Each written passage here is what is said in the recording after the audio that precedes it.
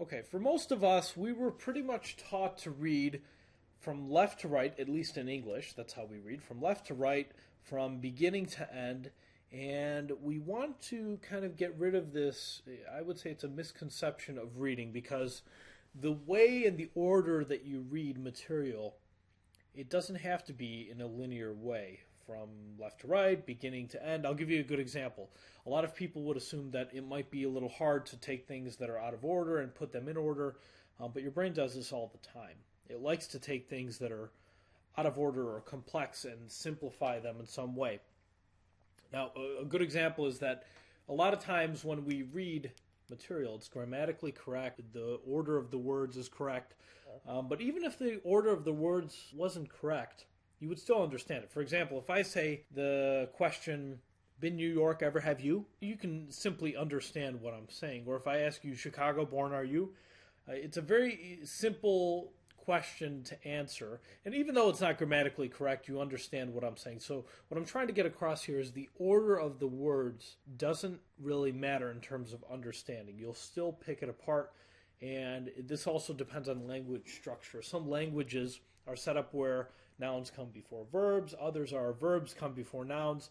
So you can still figure out the meaning of a sentence even when the words are out of order.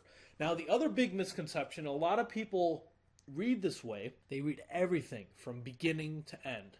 Now, that might be useful when you're reading a mystery novel, but when you're reading other types of material, especially informational nonfiction material, the main goal here is to get the main point. You're not trying to be surprised at the end of the story. It's not a story. You're trying to get information. So when you're reading, the main goal is to understand as much as possible of what you're trying to read.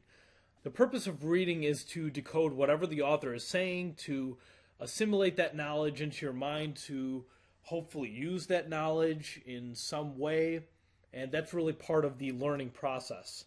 So you don't want to think of reading as a linear kind of process. The order of the words doesn't necessarily matter, although we do traditionally read in English from left to right.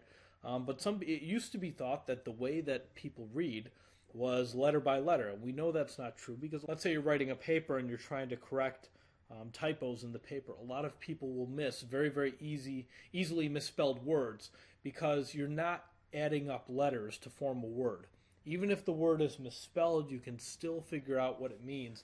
Like TEH, most people will look at that and they'll think the.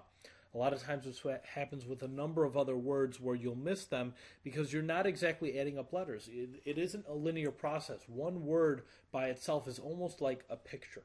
So we'll get into this in more detail later on.